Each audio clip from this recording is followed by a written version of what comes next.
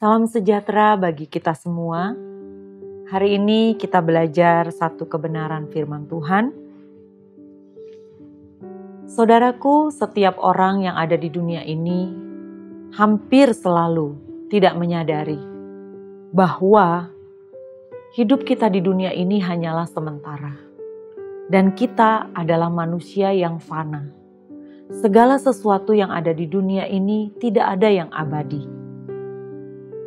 Setiap kita, satu saat kita akan pergi meninggalkan dunia ini. Nah, banyak orang kenyataan bahwa satu saat kita akan meninggalkan dunia ini adalah hal yang menakutkan. Sehingga tabu untuk dibicarakan. Sehingga mereka menghindari pembicaraan yang mengarah kepada waktu kematian.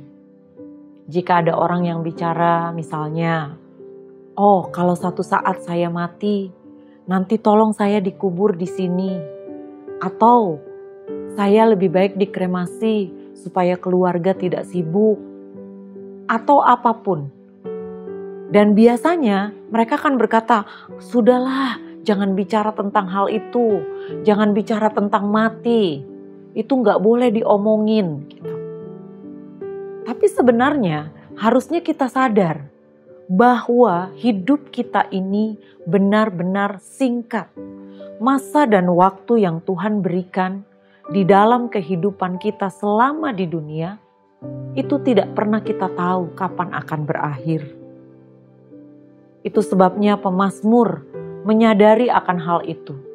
Dan dia berkata di dalam Mazmur 39 ayatnya yang keempat, "Ya Tuhan, beritahukanlah kepadaku ajalku, dan apa batas umurku, supaya aku mengetahui betapa fananya aku."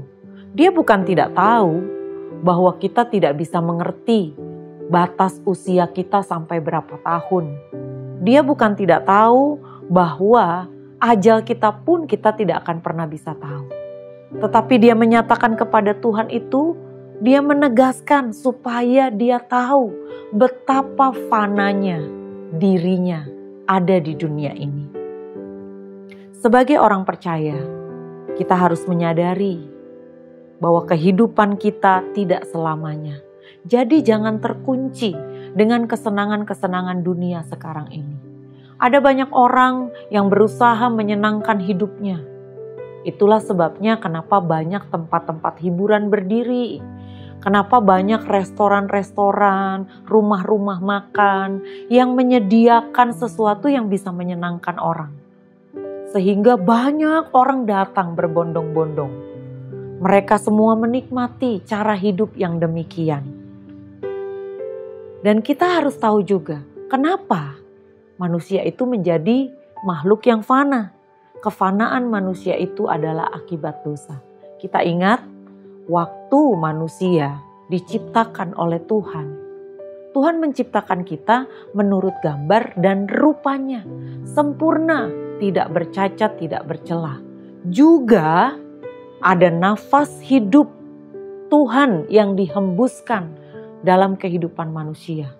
Itu sebabnya manusia adalah makhluk yang kekal.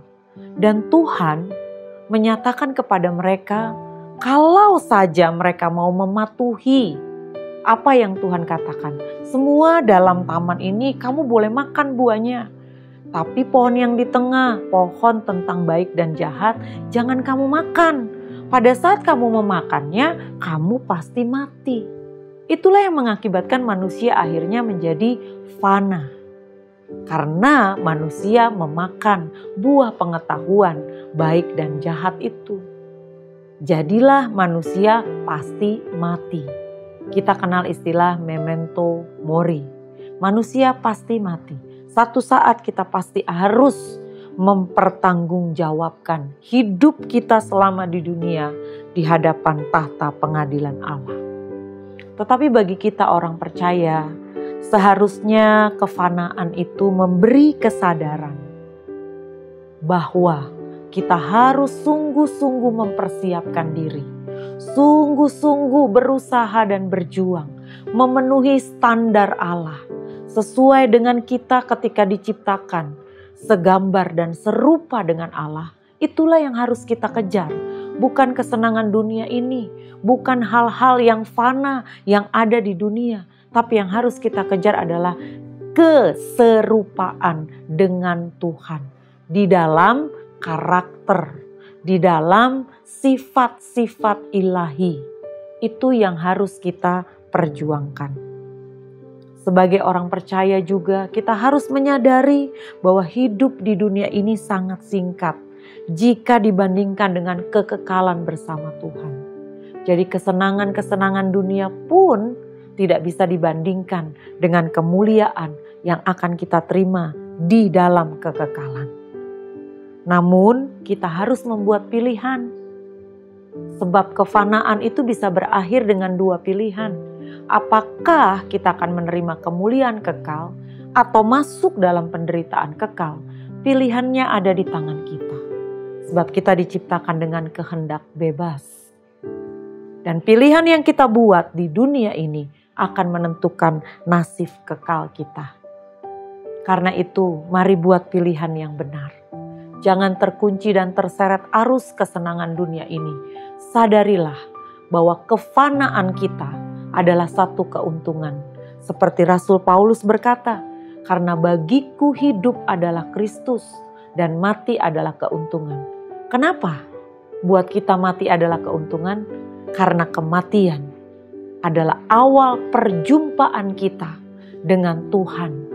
Allah yang mulia, Allah yang kekal itu. Tapi kalau kita buat pilihan yang benar. Jadi benar-benar saat ini, waktu hidup ini pergunakan supaya kita membuat pilihan yang benar. Sehingga kita tidak menyesal. Sehingga kita dapat dengan yakin berkata, kalau aku hidup sekarang, hidupku bagi Kristus.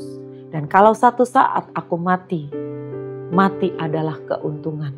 Sebab aku berjumpa dengan Tuhan. Amin.